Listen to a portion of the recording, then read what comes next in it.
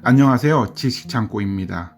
성별이 없는 식물과 몇 가지 무척추 동물을 제외하고 지구상에 살고 있는 거의 모든 생명체는 암컷과 수컷으로 성별이 나뉘어져 종족 번식을 위해 짝짓기를 합니다. 그리고 출산은 대부분 암컷의 몫으로 남아 있습니다. 이러한 자연의 섭리는 인간에게도 그대로 적용됩니다.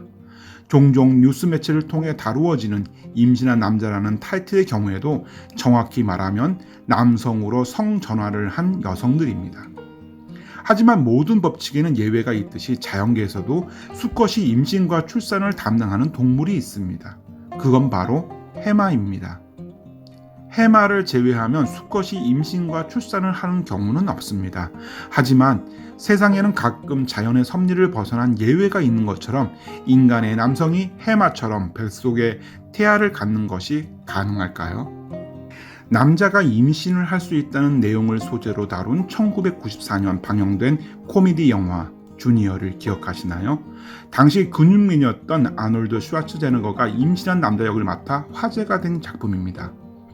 비록 영화 감독의 참신한 발상에서 비롯되었지만 그렇다고 해서 의학적으로 불가능한 일도 아닙니다. 1999년 2월 영국의 한 의학 전문가는 남성도 임신이 가능하다고 설명합니다.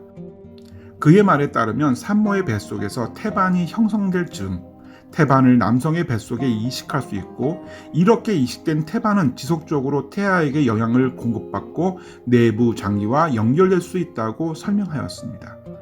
물론 남성의 뱃속에서 자란 아기는 제왕절개 수술을 통해 출산할 수 있습니다. 하지만 남성의 경우는 여성 호르몬의 증가로 인해 가슴이 커지는 등의 여성화를 경험해야 한다는 문제점이 있습니다. 현대의 불임학자들 대부분은 남자가 임신할 수 있다는 주장에 이론적으로 동의하고 있지만 단지 이론에 불과하며 실제로 태생부터 여성의 신체 구조와 다른 남성의 몸에 태반을 착상한다 하더라도 태아가 정상적으로 자랄 수 있을지에 대한 문제에서는 많은 논란의 여지를 남겨놓았습니다. 이와 같은 논쟁이 뜨거웠던 1999년 인도의 한 시골 마을에서 발생한 사건은 세간의 이목을 집중시키기에 충분하였습니다. 그곳에서 실제로 뱃속에 태아를 가지고 있던 남성이 제왕절개 수술을 통해 출산을 하였기 때문입니다. 과연 인도의 시골 마을에서는 무슨 일이 벌어졌을까요?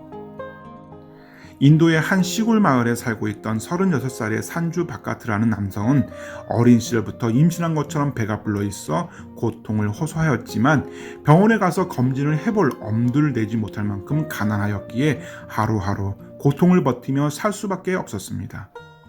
이런 그의 모습 때문에 마을 사람들로부터 배불뚝이라는 놀림을 받아왔습니다.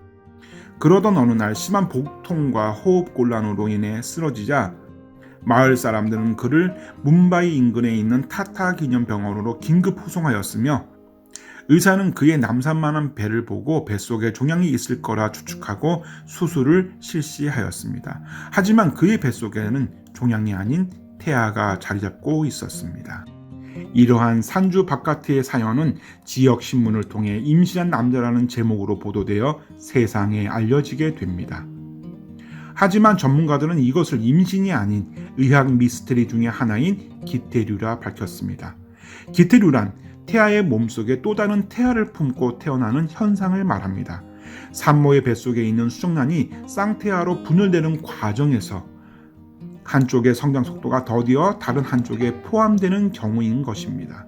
다시 말해 산지 바카트는 임신이 아닌 쌍둥이 형제를 뱃속에 품고 태어나 36년간 살아왔던 것입니다.